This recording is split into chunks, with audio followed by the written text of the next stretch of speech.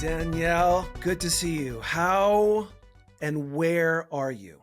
Hi, I am well, and I am in Florida currently. Wow. Yeah, I Okay. What finished part? teaching my fall semester at NYU, was in New York until I could stand the cold as the, and then we came down to Florida. My family, I was born and raised in Miami, have lived in Florida for the first 25 years of my life before I moved to New York, and I didn't know that. I am living in my mom's retirement community. So Whoa. really an old person in training over here, hanging out with 85-year-olds and above. I'm really getting good at arts and crafts, and so I feel good about that. Okay, you just took it way further than I would have taken it.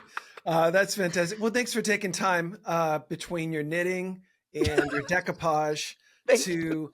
to meet with me here on the Responsible Supply Chain Show. I met you I believe, when you were working at Marc Jacobs. That's right. Yeah, Yeah. and So I think Freedom just started, right? it was just a zygote of an idea. This is a show about responsible supply chains. Hmm. It's a burgeoning space. More and more people are coming into it. People like you have so much to offer to share with folks that are either in this space or that have taken on a new role in a company Hmm. around responsible supply chains. But I think what would be really helpful for our listeners is to understand a little bit about how and why you got into the work of sustainability. Sure. Um, without going back to when I was born, but no, when I You was, can. I'll tell you, growing up in Florida, in Miami, I had a very strong connection to the ocean really early on in my Mm, life. When you grow up in South Florida, you spend all your time outside. You just, I mean, the weather's nice all the time. And Hurricane Andrew was the first real hurricane, big climate event or big weather event that I was impacted by. I was yeah. about 12 at the time, and in my house when our roof blew off. And Wow. from a very early age in my life, had this feeling that in order for us to thrive, in order for us to, and I say thrive deliberately, not survive, right? We really need a stable climate. And at that time, it was 1992, and there wasn't a lot of Yeah. awareness around sustainability as a career. If you Yeah. wanted to work in the environment, you worked for Greenpeace or another nonprofit or NGO. Well, So I don't know. you've done a lot. I mean, you've done a lot in the time that you've been working on it, and I'm sure a lot has changed Yeah. over the last 15 years of working in sustainability. I've heard you say is that you have to build convincing arguments Hmm. inside of companies to push what, an agenda or an investment. Like when you're building arguments inside of a company, I'm assuming it's to the CFO or to the C-suite to be able to get budget to do something. Can you tell me a little bit more about that? Yeah, actually, it's to everyone to do anything. And so what ends up happening is so, so that was Yeah.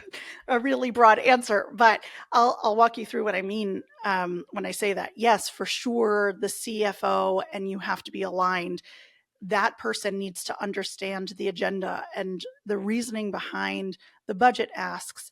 However, you know, I don't control procurement. I don't control, Right. um, what suppliers we work with. I don't control formulations or how products are designed. And so, Yeah. really, that agenda has to be sold into every single C suite level executive, and they have to understand how they can cascade that down within their organ function so that we are a, a business that is aligned around this transformational direction. Yeah. And just those conversations can take months, if not years. Now it's like, I always say, like, we started off with a tennis match and we've turned into a football team when it comes to Yeah. making decisions, because everyone has to be in on this, because the importance of it has elevated. Mhm. Here we are. We're taping this at the beginning of 2025. There are some things that questions that I have Mm-hmm. around sustainability in 2025 that I think a lot of people have, right? Mm-hmm. We are seeing, I mean, while we're taping this, fires are raging in LA. And um, there is already the political footballs have come out about, DEI and fire hydrants and all Mm-hmm. the rest of it. And it just people just can't help themselves. They immediately run to trying to create some type of, political or financial conversation around it. It just seems like sustainability has the conversation around this has changed in 2025, and we've started off, immediately jumping into it. I want to get specific. I want to talk to you about when I go to supply chain and or sustainability conferences. I feel like I've walked into a language that I know nothing about. Now, everyone has their acronyms, but do you feel like as we're going into 2025, tell me what you think. Is it time for the sustainability folks that have kind of frankly, had to build their own language? Is it time to start parsing the language such that someone like me, and I kind of use me as the bellwether, like Mm. if I can understand it, anybody can understand it. How do we start changing the language around sustainability so that it's easier to understand, and you don't have to, Have a study up on. PhD. Yeah. God, this is a great question. And I'll tell you why. Because I will say that my approach to sustainability has been like the keep it simple approach always.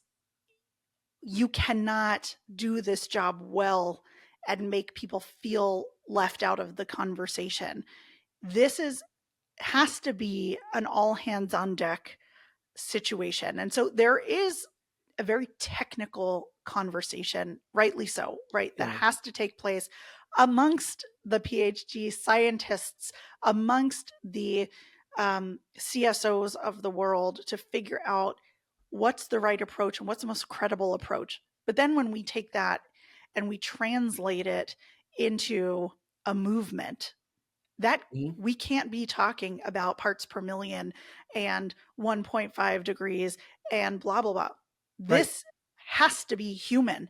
If you do not understand the stories of the people who are affected by these major weather events and feel a connection to them person to person, that is what we should be striving to But do. I think people do. I think people are watching what's happening in LA and do feel connected to it, but they don't feel connected to the causality, and especially when there's so much noise around what is the real problem. Yeah. I think that's where, in every movement starts technical and ends Mm-hmm. in a narrative. Mm-hmm. And we are only motivated to change through metaphors and narrative. Mm-hmm. And I feel Mm-hmm. like with sustainability, I've been shown the apocalypse, Mm-hmm. but I haven't been shown the revolution. I haven't seen.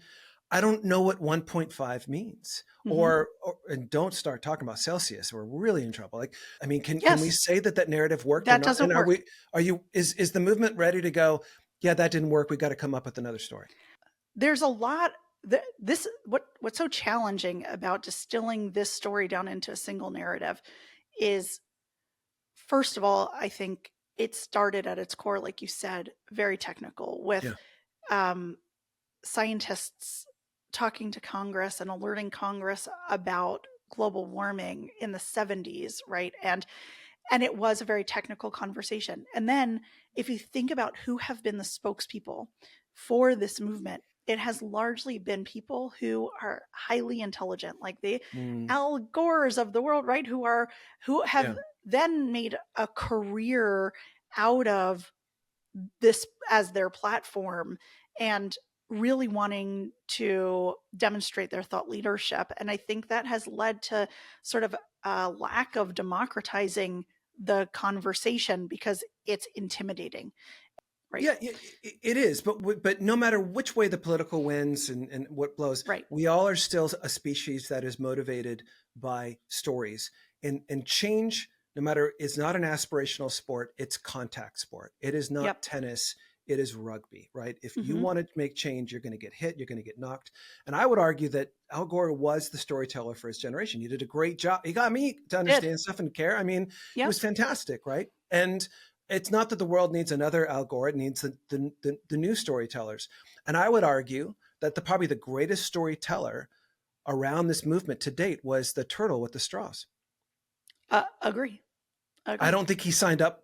I don't think that turtle No, signed up for that he to be did in the not get best storyteller. royalties from those But when photos. what Yeah. was it? The straw was a straw in his like mouth. I forget what, Nostril. in his Yeah. nostril. Mm-hmm. This turtle had a straw in his nostril, and Pete's Coffee got rid of plastic straws. I mean, there's a direct line to Yeah. my life Right. of the turtle, and I won't. I'm just, plastic I straws work think better. I'm just going to be I honest. But like, they do work better also, but but that's fine. there was adaptation, right? Like Yes. people saw it, they got it. Like, oh hell no, not on my watch. No Mm-hmm. turtle straws up their nose. I will not have that. And how quickly, just a little change. And I don't want to get into like, did it really work?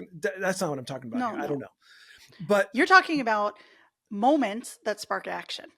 And yes, we don't know. We are in a moment right now with LA fires, yeah, coming off of hurricanes in Asheville, North Carolina, coming out off of hurricanes. I mean, this is just in the United States, yeah. coming off of a unbelievable winter where there was lots of snow in places that don't typically get lots of snow last week, right? And so we are in this like critical moment where we could really, really use an update to our regulatory frameworks and infrastructure You don't think to that's happening in the just EU raise with the the CSDDD and it is, but others? it's not happening here. And No, in the United that's, States, because yeah, wasn't there an SEC thing that didn't there go through? was Yeah, for scope 3 emissions, yeah. and it didn't It didn't it go didn't go anywhere. through. And I mean, frankly, even if it had materialized, there would be rollbacks to that Oh, now, sure, sure. right? Yeah, Yeah, we're not we're not really rule followers here in the United States. Everywhere else, people are I just know. they do the right thing. We still got that "don't tread on me" The Wild West mentality here. But boy, situation. Yeah. but we're good on trade compliance. Like here's what's interesting about different, right? So True. you could argue, it's like, why isn't there a modern slavery act in the United States? Because we don't need one. Hmm. Because there's trade compliance acts that are actually more punitive. I've never seen anything more punitive than the Uyghur Forced Labor Prevention Act, the I withhold know. release Yep. orders. Those have wood behind the arrow, and I think every group, every people, every moment has its own version Hmm. of stepping up to the better part of themselves. And what it doesn't need is critics and commentators standing at the side saying not good enough. I'll never Yep. forget when we helped get the California Supply Chain Transparency Act passed here years ago, over a decade ago. I'll never forget activists coming, stepping up in line going, it's not good enough. It's not good enough. It's like, it moved the ball forward. Like, what are Yeah. you looking for? I would argue that Supply Chain Act, and I was just looking at 13 years of regulations, and there's like 15 other regulations on the back of it. This thing that activists said wasn't good enough. So my question for you is, Yeah. does grievance actually work anymore? By grievance, I mean the complaining of it not good enough. And we've seen this, and I feel like the tolerance for grievance, here's my 2025. I Do feel tell like the me. tolerance for grievance has dropped off a cliff. Like if you're complaining because of, and I'm not saying it's not real, but if you're bringing grievances that things aren't the way that they should be, you're going to be summarily ignored. You have to find ways forward. Any thoughts Because, on that? well, it's not productive. No. Just pointing out that something sucks is not helpful to actually solving the problem. And so I want you to come to the table and say, it sucks, and here's why, and here's where we need to get to, and here's how we're going to do that, right? I'm much more interested in the how than in setting some aspirational goal that we can't meet right now. Because the reality, to your point, is these changes have to happen incrementally.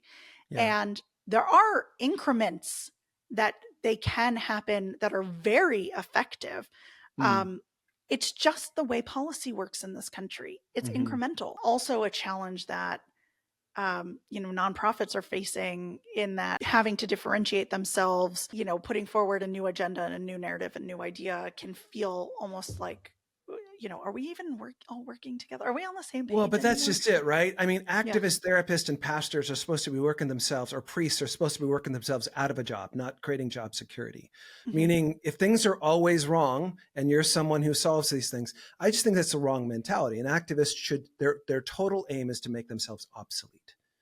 And when That's we're, my, yeah, that's my and goal. so, That's and my that's, goal with my job, is that yeah. I don't necessarily think every company needs to have a CSO. I'd much rather Chief go into Sustainability Officer, a just chief for the sustainability listeners. officer. Yeah, thanks. That harkens Acronym back to cop our here. Yep. acronym. Yeah. Um, but what I think an effective chief sustainability officer does is enter an organization, set up the guardrails, the framework, the training, the all of the goals, the ambition, the North Star, helps the CEO understand the issues and how they are going to talk about it, and then move on. The resistance can be in like the how, Danielle, this is not going to work because the culture of organization is such. That is great. But if you're resisting me, implementing like an auditing program and making sure that every company has an audit before we start putting POs with them, like I can't, there's a level of Oh, pushback that we I can't want to push abide back on by. that. I want to push Okay, back go. on that. Go. So not push back, but push in. Yeah. Push in. Go. Yeah, Double push click. in. Yeah, for Double real. click. Yeah. Double click, my favorite. Boy, it's funny. I want to talk about a relic of the past that was Mhm. so valuable, but I want your prediction on its future. I want to talk Okay. about the supplier questionnaire. I love that. Was And so it's and dramatic. it's and its distant cousin, the social audit. The social audit. Wow. Someone who has probably launched a gabillion of those over your very, very accomplished career. What's its future?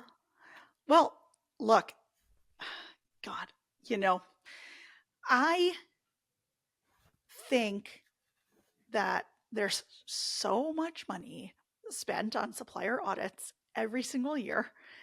And also, I mean, besides freedom, which is now a viable alternative. I plug.